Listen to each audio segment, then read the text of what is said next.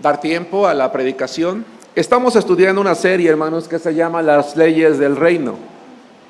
Esta es una serie que tiene como propósito estudiar el Sermón del Monte. El Sermón del Monte, hermanos, fue aquel sermón, aquel discurso que Jesucristo dio a sus discípulos al poco tiempo de haberse bautizado. Y el Sermón del Monte tiene como propósito hacerles saber a los suyos, a aquellos que le seguimos, que creemos en Él, cuáles son las leyes que el Señor espera que gobiernen nuestra vida, cuáles son los principios espirituales bajo los cuales debemos de vivir, cuáles son las responsabilidades que tenemos delante de Dios, o en palabras más simples, ¿qué espera Dios de nosotros? Y vimos que en el Sermón del Monte Jesucristo empezó con una serie de bienaventuranzas, que es una condición de bendición de parte de Dios, en la cual Él quiere colocarnos en un punto envidiable, porque nos preocupamos en alimentar ciertos atributos o ciertas características en nuestra vida. Y la primera, hermanos, es la pobreza espiritual, esa dependencia completa de Dios. La segunda bienaventuranza, y de allí el título de la predicación de hoy, se llama Los que lloran, porque Mateo capítulo 5, versículo 4, dice lo siguiente. ¿Estamos allí? Mateo capítulo 5, versículo 4. Leamos todos juntos, dice la palabra de Dios. Bienaventurados los que lloran, porque ellos recibirán consolación. Bienaventurados los que lloran, porque ellos recibirán consolación. Hermanos, para serles honesto, me llama la atención esta bienaventuranza. Porque yo me preguntaba en algún momento, ¿a quién le gusta llorar? O sea que una persona que llora mucho es muy bendecida por Dios. Eso significa que si tu viejito es bien chillón, entonces Dios lo está bendiciendo mucho.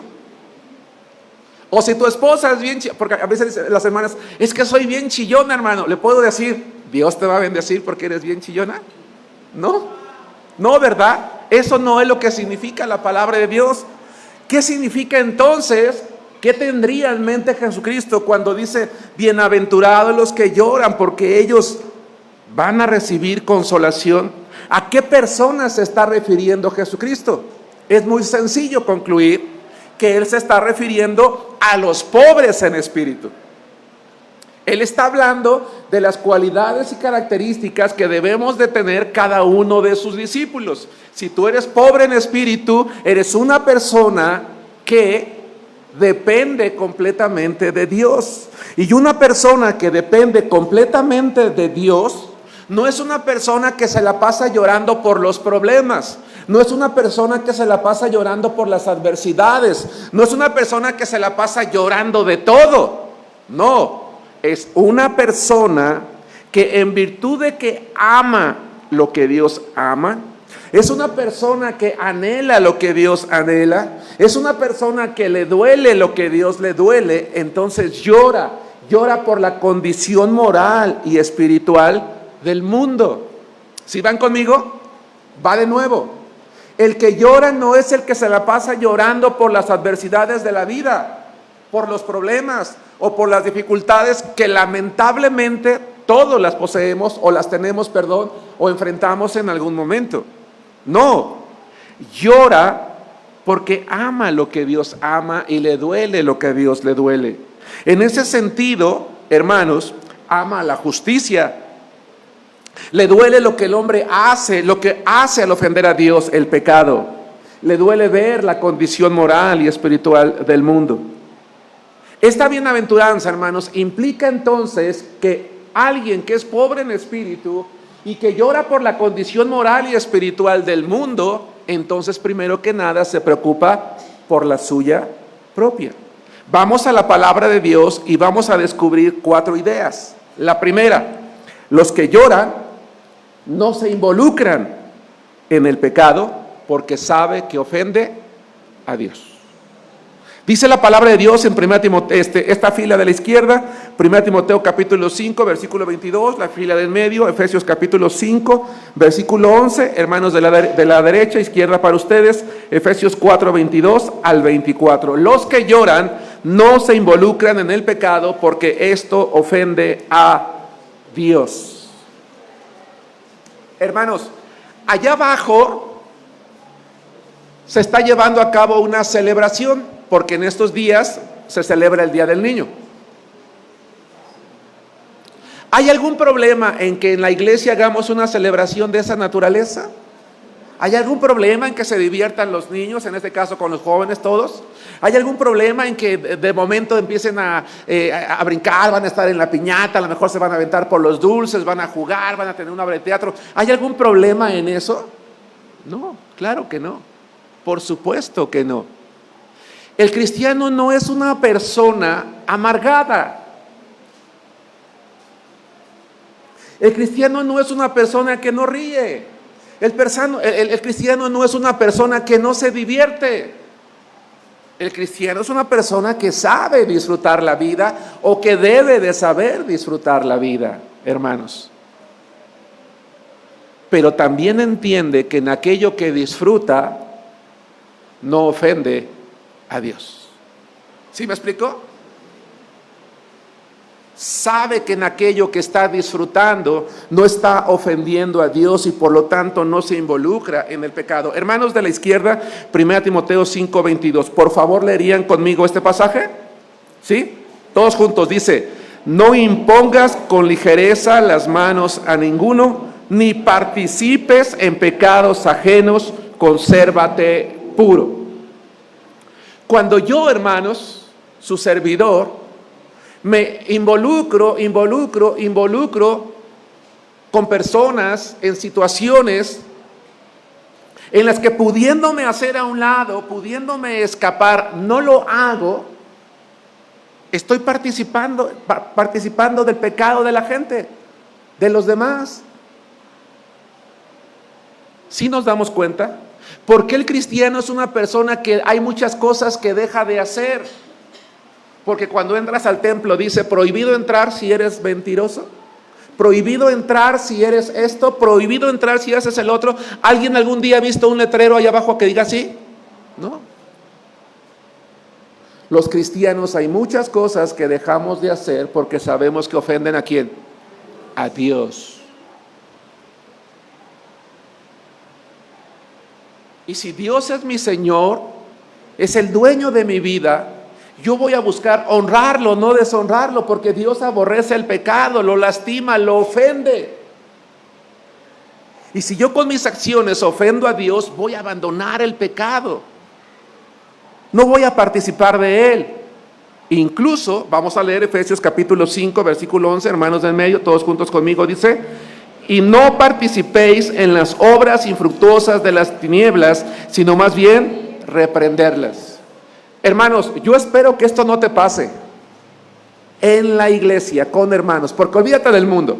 En el mundo, los amigos: oye, mira, vente, vamos a disfrutar, hace mucho calor, unas caguamas, sácate las frías, sácate las muertas o como quiera, ¿verdad? Y de repente el cristiano dice: pues sí, porque está haciendo mucho calor y... No, a ver, espérate. No, yo hablo entre hermanos y de verdad ruego a Dios que esto nunca pase. Que no sea un propio hermano de la iglesia que te diga: oye, hermano, pues vamos a la casa y ahí nos compramos un Six y mira, pues la pasamos bien. Tú y yo somos cristianos espirituales, va a ser una celebración santa, hasta vamos a orar por las cervezas y pues nos las tomamos aquí tú y yo solitos. Yo le ruego a Dios que eso no pase. Pero la palabra de Dios dice: no participes, repréndelo. Oye, a ver, hermano, espérate, ¿qué estás haciendo? No me ofendas de esa manera, hermano. Y no ofendas a Dios tampoco. Porque lo que tú estás haciendo ofende a Dios. Dice: repréndelas. A veces decimos: no, yo vi a tal hermano y me dijeron, yo mejor me hice a un lado, no dije nada. No, tienes que decir algo, tienes que reprender. Porque lo que está haciendo está desagradando a Dios.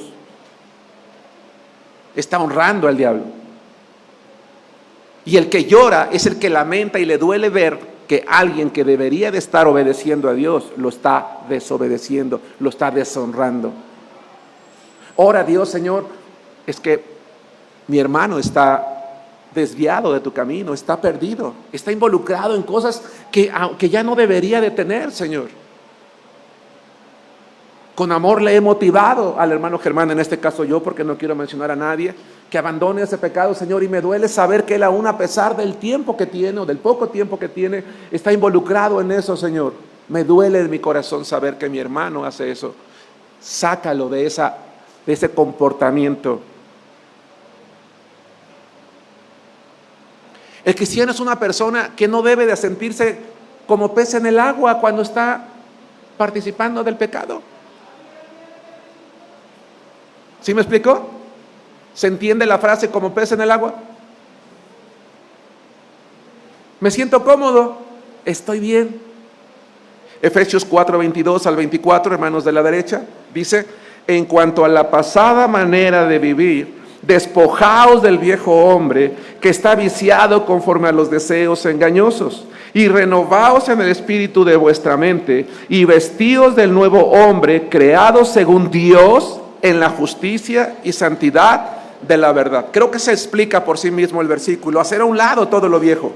Mientras el mundo se ríe y se deleita en el pecado, revolviéndose, hermanos, en lo que ofende a Dios, el discípulo de Cristo llora, lo lamenta, ora al Señor, se duele, lo rechaza.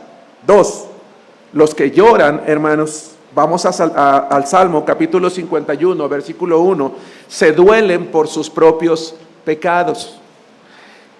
Un discípulo de Cristo no minimiza sus pecados. Salmos capítulo 51, versículos 1 al 12. Hermanos, yo lamento que por sus trabajos y sus estudios, la gran mayoría no puedan venir los miércoles al servicio de oración. Lo entiendo. Pero yo te animo a que por lo menos escuches la predicación en nuestras redes sociales. Dicho sea de paso, estamos subiendo ya las predicaciones a Spotify. Tú puedes escucharlas en Spotify, puedes escucharlas en YouTube, puedes escucharlas en Facebook. No puedes venir, lo entiendo, no, está bien. Escucha la predicación en la semana. Este miércoles predicé un mensaje que se llamó, empecé a predicar una serie que se llama Comportamientos que deben eliminarse, y el primer tema se llamó Minimizar el pecado.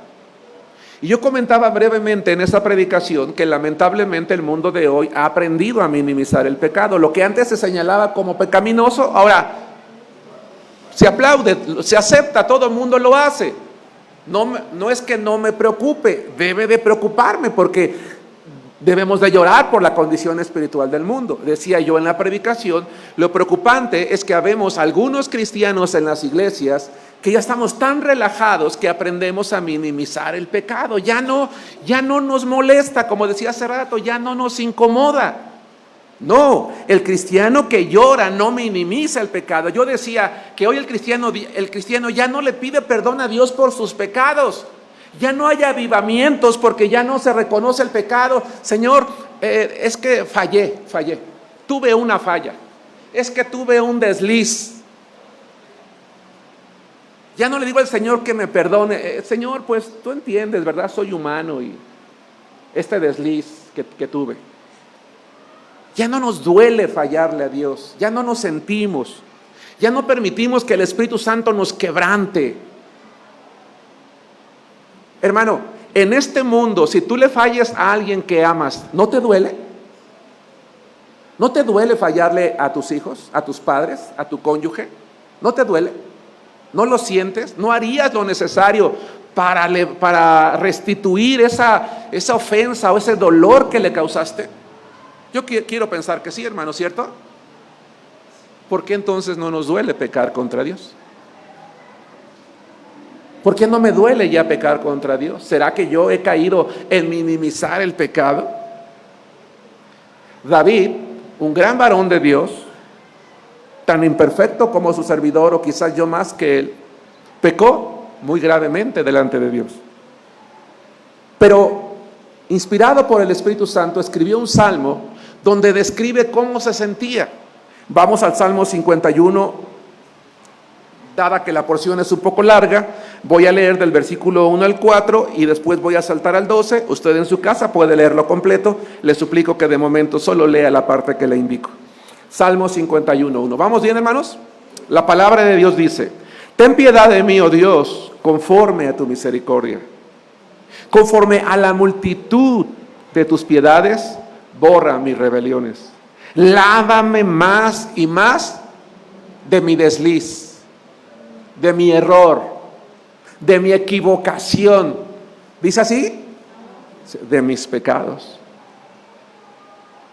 de mi maldad, y límpiame de mi pecado, porque yo reconozco mis rebeliones y mi pecado está siempre delante de mí. Contra ti solo he pecado y he hecho lo malo delante de tus ojos, para que seas reconocido justo en tu palabra y tenido por puro en tu juicio. 12. Vuélveme el gozo de tu salvación, y espíritu noble me sustente. Dos preguntas simples, sencillas, que me gustaría que tú y yo, hermano, nos planteáramos el día de hoy. ¿Nos entristece pecar?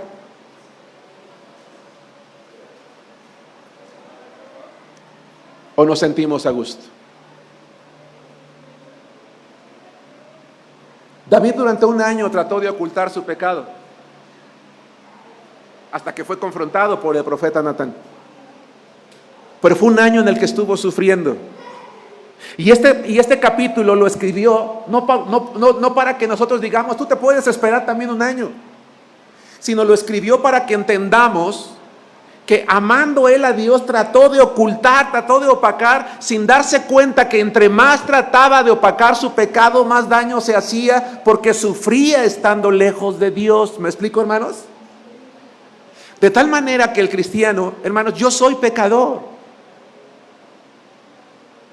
porque los cristianos somos pecadores. Lo que la Biblia enseña es que el pecado ya no debe de dominar nuestra vida, y que cuando pecamos debemos de inmediato, tan pronto como estamos conscientes de eso, ir ante el Señor y pedirle perdón. Porque si yo no voy ante el Señor a pedirle perdón, no me duele, el pecado se va a arraigar tanto, esa herida que se está causando, permítame llamarle así, en mi espíritu a través del pecado, yo no la sano pidiéndole perdón a Dios, va a cicatrizar. Y cuando algo cicatriza, ya no duele, ¿estás de acuerdo? Ya no duele. Si yo me acostumbro a vivir en el pecado, va a llegar el momento en que ya no me va a doler ofender a Dios. Por eso Jesús dijo: bienaventurados los que lloran, los que se duelen, los que se lamentan por lo que yo me lamento, mi propio pecado. 3. El que llora no solamente se lamenta por los pecados ajenos, no se involucra en el pecado, sino por sus propios pecados. 3. Los que lloran lamentan el rechazo de la gracia de Dios. ¿Qué significa rechazar la gracia de Dios? Vamos a Mateo 23:37, por favor, los varones y las damas, les suplico que también preparen Lucas 19:41 al 44. Mateo 23:37 y Lucas 19:41. Los varones, Mateo 23:37.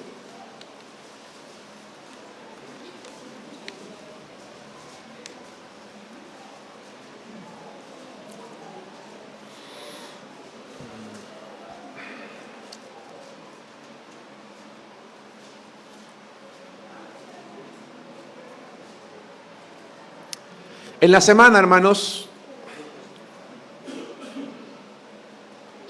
tuve la oportunidad de compartirle de Cristo a un varón. Me parece que era, no recuerdo si era de Bolivia o de Colombia.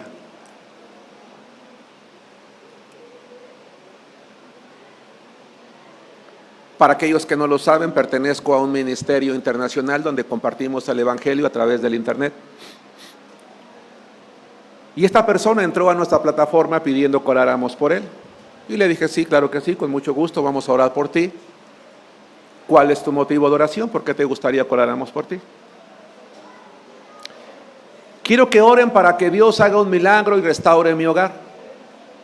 Le dije, claro que sí, con mucho gusto. ¿Quieres platicarme qué fue lo que pasó en tu hogar? Dice, mi esposa me dejó.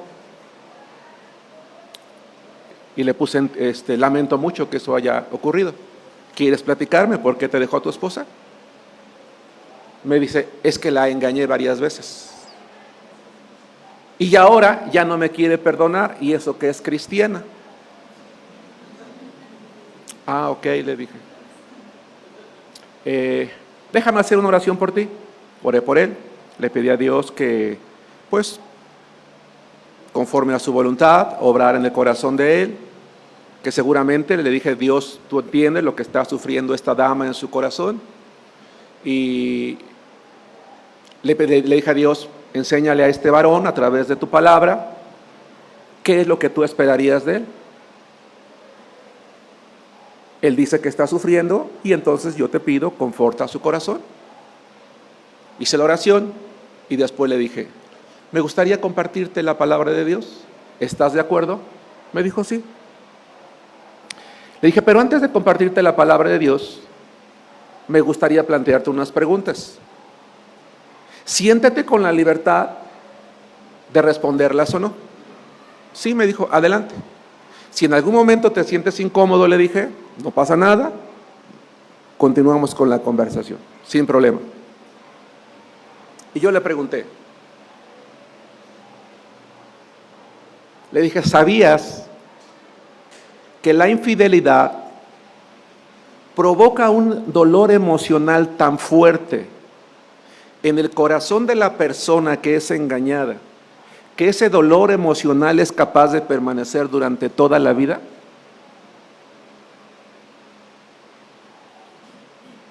No, no sabía.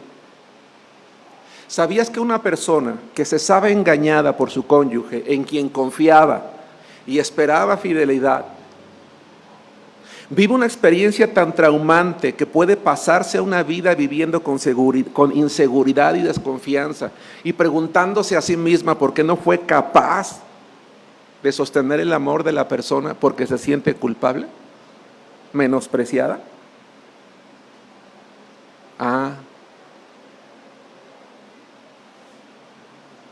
Dice, bueno, pues sí. Le dije, ¿me permites hacerte otra pregunta? Me dijo, sí. Le dije, ¿cómo te sentirías tú si la que te hubiera engañado tantas veces hubiera sido tu esposa?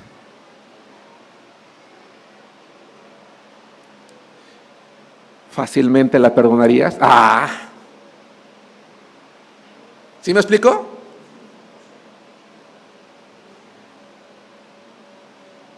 Le dije, para que tú entiendas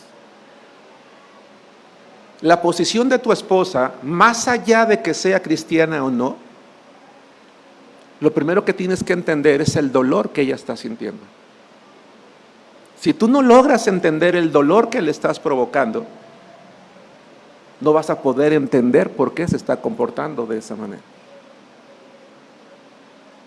Yo te invito a que lo pienses primero. Bueno, sí, dice, pues la verdad sí. ¿Qué puedo hacer?, me dijo. Le dije, ¿de verdad te gustaría saber qué puedes hacer? Me dijo, sí. Bueno, déjame decirte una segunda cosa, que además de haber ofendido a tu esposa, ofendiste a Dios. Y le dije, yo puedo orar por ti y por tu esposa, pero Dios no va a obligar a tu esposa a estar donde ella no quiere estar.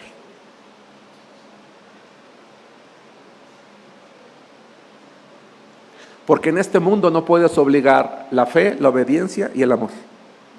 No lo puedes obligar.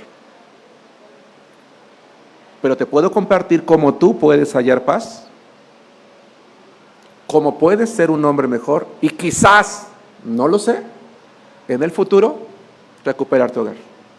¿Te gustaría saber cómo? Me dijo sí. Y fue maravilloso compartirle el Evangelio de Cristo. Y al final le hice una invitación. ¿Te gustaría hacer la oración de salvación?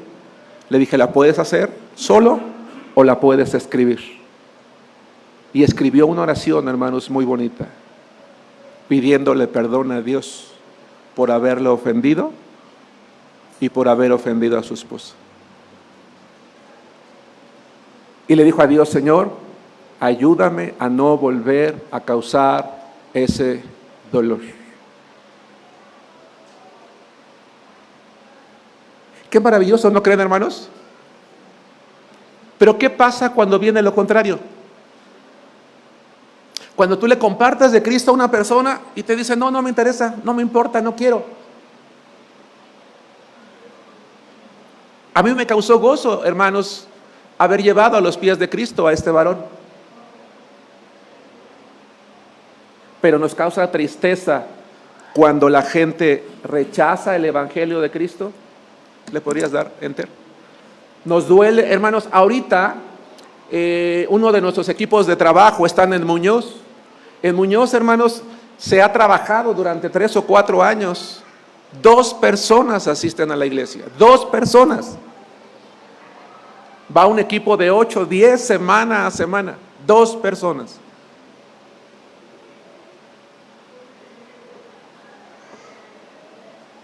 Es doloroso saber que la gente escucha y escucha el evangelio de Cristo. No, yo no voy a dejar mi religión, yo no voy a dejar esto, yo no voy a dejar el otro. Oye, es que no te estoy pidiendo dejar una religión, te estoy tratando de hacer entender cómo puedes llegar al cielo. Estoy tratando de hacerte entender que Dios te ama, que tienes un problema muy grave que es el pecado, y que si hoy no lo reconoces, no te arrepientes, no le pides perdón a Dios, te vas a ir a un lugar de condenación. Y la gente no quiere. Y cuando eso pasa, hermanos, lo que nosotros tenemos que hacer como cristianos es dolernos.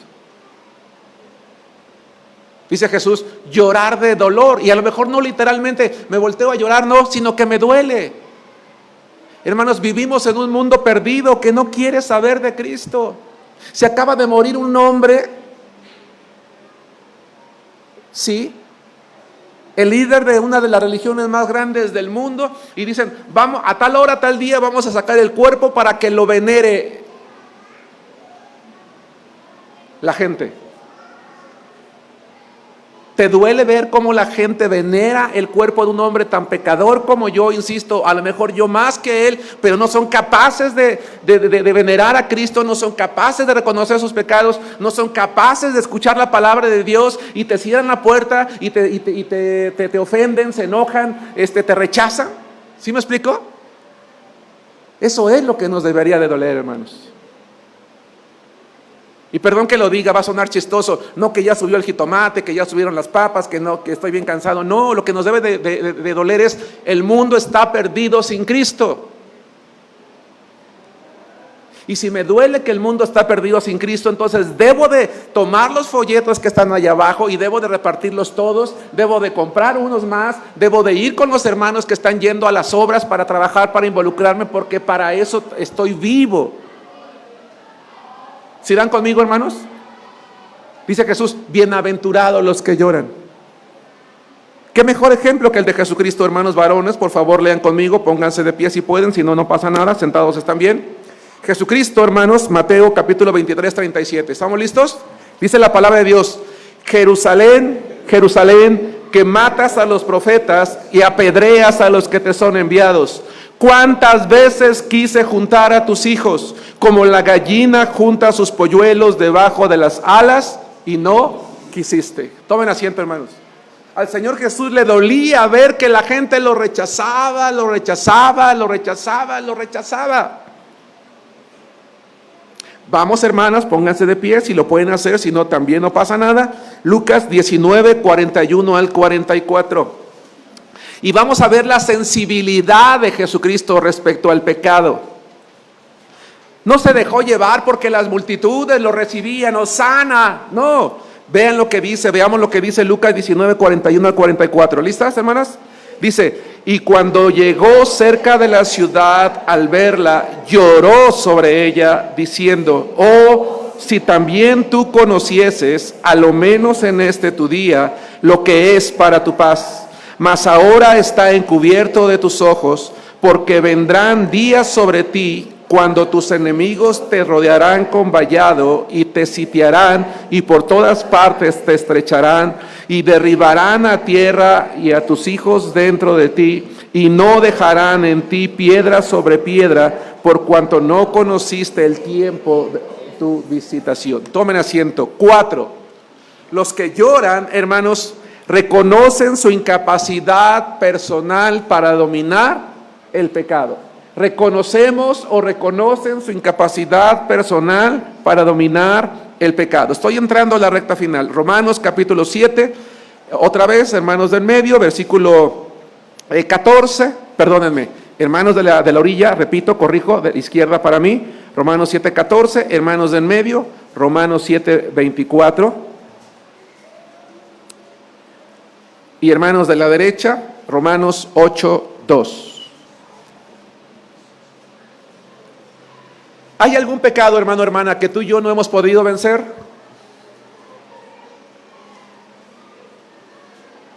¿Saben por qué algunos cristianos no sobresalimos en la vida cristiana, hermanos? Porque nos la pasamos echándole ganas a la vida cristiana.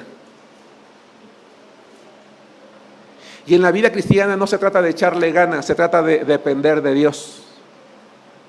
Eso es muy diferente. Algunos cristianos vivimos la vida cristiana con nuestro esfuerzo, con nuestras fuerzas, cuando lo que tenemos que hacer es depender de Dios. No sé si me explico. Por eso decía, le estoy echando ganas. No, no le eches ganas. Ve con Dios, Señor, yo no puedo dominar el pecado, no puedo dominar la pereza, no puedo dominar la mentira, no puedo dominar la ira, no puedo dominar este vicio, no puedo dominar el alcohol, no puedo dominar el cigarro, no puedo dominar las drogas, no puedo, Señor, no puedo. Pero yo me rindo ante ti, Señor, y te pido que seas tú el que tome el control de mi vida para que yo pueda superar este pecado. Porque nos pasamos la vida luchando nosotros, en lugar de depender de Dios.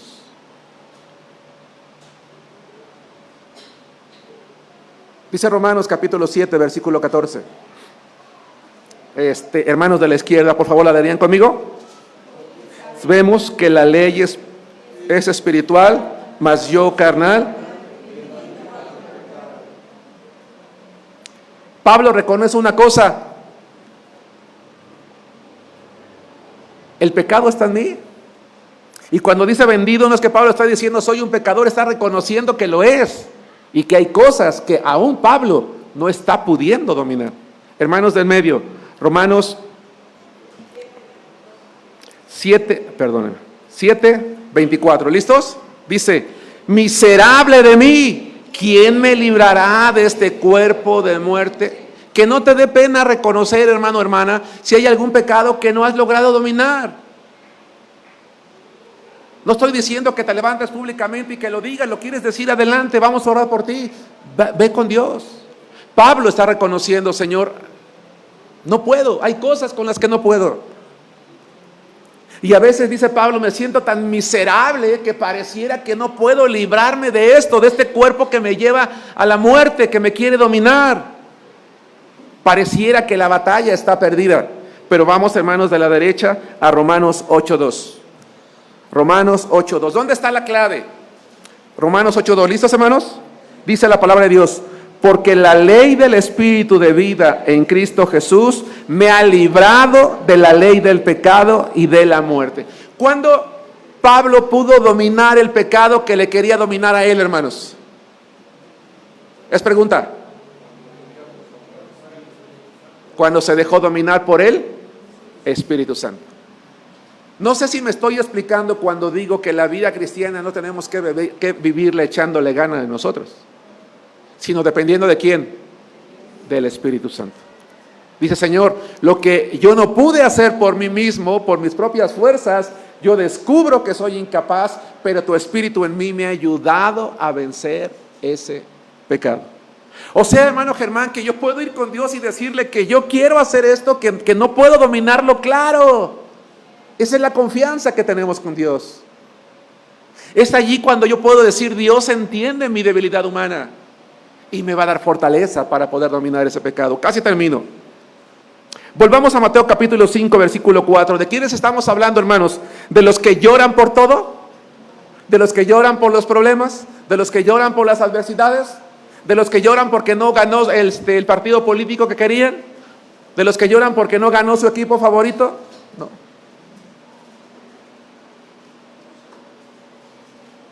Lloran porque aman lo que Dios ama, aborrecen lo que Dios aborrece. Bienaventurados los que lloran. Y termina diciendo, porque ellos recibirán consolación. ¿De qué manera va a consolar Dios? ¿Quién es Dios? Voy a leer, escucha. Porque de la manera que abundan en nosotros las aflicciones de Cristo, así abunda también por el mismo Cristo nuestra consolación. De tal manera, hermanos, que el cristiano que llora porque ama lo que Dios ama, va a recibir consolación. ¿Cómo? Porque Dios va a bendecir su fidelidad, porque Dios va a perdonar sus pecados, porque Dios lo va a fortalecer para vencer lo malo, porque Dios le va a dar paz en medio de las pruebas, y finalmente, porque Dios va a cumplir su promesa de llevarlo un día a su gloria celestial. Va a ser consolado porque el Espíritu Santo le va a confortar recordándole que no está solo, que la presencia de Dios está con él en cada momento, haciéndolo un cristiano victorioso. Que Dios los bendiga.